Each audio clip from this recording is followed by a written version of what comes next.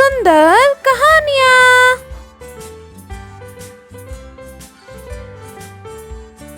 आज कॉलेज का पहला दिन था। बरसात बहुत जोर से हो रही थी। काजल ऑटो का वेट कर रही थी। थोड़ी देर में वह ऑटो वाला आता है। काजल उसे हाथ दिखाकर रुकाती है और जैसे ही काजल ऑटो में बैठती है तभी एक लड़का जिसका नाम अजय था दौड़ता हुआ आता है और कहता है, जी क्या मैं सीट पे बैठ सकता हूँ? जी बिल्कुल नहीं। देखिए मुझे कॉलेज तक ही जाना है और आज कॉलेज का पहला दिन है और ऊपर से ये बारिश, प्लीज छोड़ दीजिए वहाँ तक। देखिए ये ऑटो मैंने बुक किया है, आप कोई और ऑटो कर लीजिए। बरसात बहुत जोर से हो रही है जी और यहाँ पे कोई ऑटो वाला नहीं है, प्लीज कॉलेज तक छोड़ दीजिए। आधे पैसे मैं दे दूंगा ऑटो के। आधे पैसे की बात सुनकर काजल ऑटो शेयर करने के लिए तैयार हो जाती है। ठीक है बैठ जाओ। कुछ दूर चलते ही एफएम रेडियो पर लता जी के गाने बज रहे थे, जिसे सुनकर काजल भी गुनगुनाना शुरू कर देती है। तभी अजय बोल पड़ता है, आपको भी लता जी के गाने अच्छे लगते हैं? मुझे भी लता जी के गाने बहुत अच्छे लगते हैं, खासकर तो ये वाला गाना। काजल चिढ़ते हुए। लता जी के गाने सबको अच्छे लगते हैं। उसके बाद काजल ने धीरे से बोला, चिपकू कहीं का। क्या आपने मुझे चिपकू बोला? नहीं मैंने तो नहीं बोला। आप झूठ मत बोलिए, मैंने अपनी कानों से सुना है कि आपने मुझे अभी चिपकू बोला है। आपके कान बज रहे होंगे, मैंने आपको चिपकू नहीं बोला। देखिए मैडम, मेरे कान है, कोई बाजा नहीं जो बज रहे होंगे। हाँ ठीक है, बोलो चिपकू, बताओ क्या करोगे? नहीं बताओ ना क्या कर लोगे? एक तो इन्हें ऑटो में बिठाओ, ऊपर से इनकी बातें भी सुनो। अरे ऑटो में बैठा लिए तो आप कुछ भी बोल दोगी। और मैं चिपकू नहीं, वो तो मेरा नेचर थोड़ा अच्छा है, सब आप जैसे खड़ूस थोड़ी होते हैं। तुम्हारी हिम्मत कैसे हुई मुझे खड़ूस बोलने की?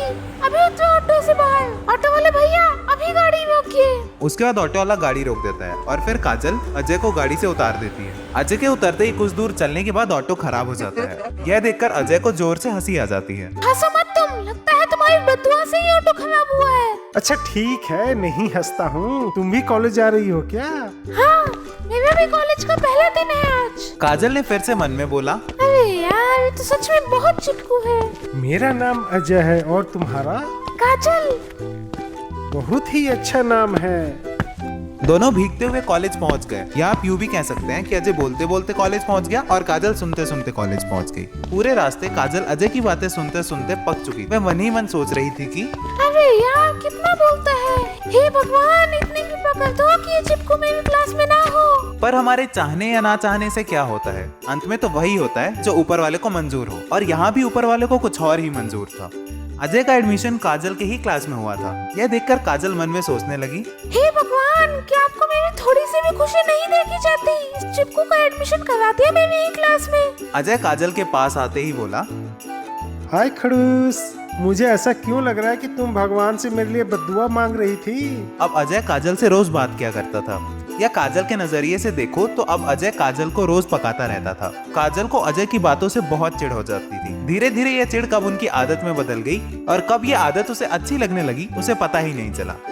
अब दोनों को एक दूसरे की बातें अच्छी लगने लगी थी। अगर कभी काजल कॉलेज नहीं आती तो अजय दिन भर उसके बारे में सोचता और अगर अजय कॉलेज नहीं आता तो काजल उसके बारे में दिन भर सोचती। क्लास के बीच में भी दोनों सबसे बचकर आंखों ही आंखों में बात कर लिया करते थे। दोनों को एक दूसरे से प्यार हो गया था। ये बात पूरे कॉलेज को पता चल गई थी, सिवाय उन दोनों को छोड़कर। पर कुछ समय बाद उन्हें भी इस प्यार का एहसास हो गया और आंखों के इशारे चलते रहे। ऐसे ही कब 3 साल बीत गया पता ही नहीं चला। एक दिन पार्क में अजय और काजल दोनों बैठकर बात कर रहे थे। तभी काजल कहती है, अब तो हमारे कॉलेज की पढ़ाई भी खत्म होने वाली है। अब मैं तुम्हारे बिना नहीं रह सकती। मैं भी तुम्हारे बिना नहीं रह सकता। तो तुम एक काम करो, तुम मेरे घर आओ और मेरे घर वालों से मेरा हाथ मांग लो। ठीक है। उसके बाद अजय वहाँ से चला जाता है। तो फिर अगले दिन अजय काजल के घर जाता है तो काजल के घर वाले अजय की बहुत बेइज्जती करके भगा देते हैं। फिर अगले दिन कॉलेज में काजल अजय के पास जाकर कहती है, मुझे माफ कर देना अजय, मेरे चलते तुम्हारी बहुत बेइज्जती हुई। अब मैं तुम्हारे बिना नहीं रह सकती। चलो अब इस समाज से बहुत दूर भाग जाते हैं। तुम बिल्कुल सही कहती हो। आज रात को हम दोनों कहीं भाग चलेंगे। अब हमारे पास घर से भागकर शादी करने के अलावा कोई रास्ता नहीं है। उसी रात दोनों घर से भाग जाते हैं और दोनों भागकर बहुत दूर एक कस्बे में चले जाते हैं। वहाँ एक कमरा किराए पर लेते हैं। इतना सब हो गया पर तुमने मुझे आज तक आई लव यू नहीं बोला। यही सवाल मैं तुमसे पूछूं तो? पहले तो लड़के बोलते हैं। किसने कहा कि पहले लड़के बोलते हैं? इतना कहकर अजय रेडियो ऑन करता है तो रेडियो पे लता जी का वही गाना आ रहा था जो उन दोनों को बहुत पसंद था। फिर काजल और अजय दोनों डांस करने लगते हैं और इस लम्हे का आनंद उठाते हैं। अजय कहता है, अगर अभी मौत भी आ जाए तो फिर भी कोई गम नहीं होगा।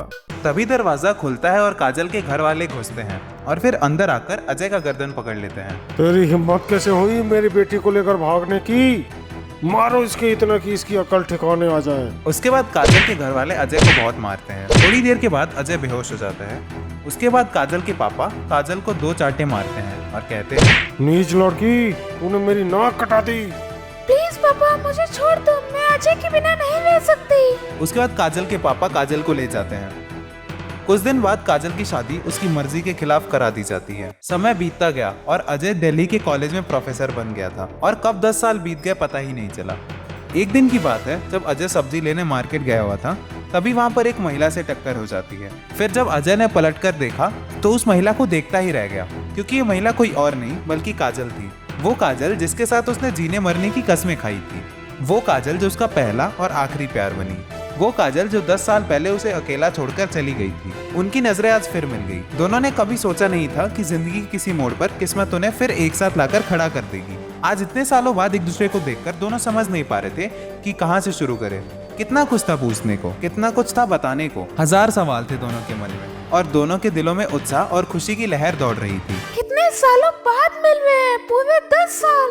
10 साल नहीं, 10 साल 1 महीना और 9 दिन के बाद मिल रहे हैं। यहाँ कैसे?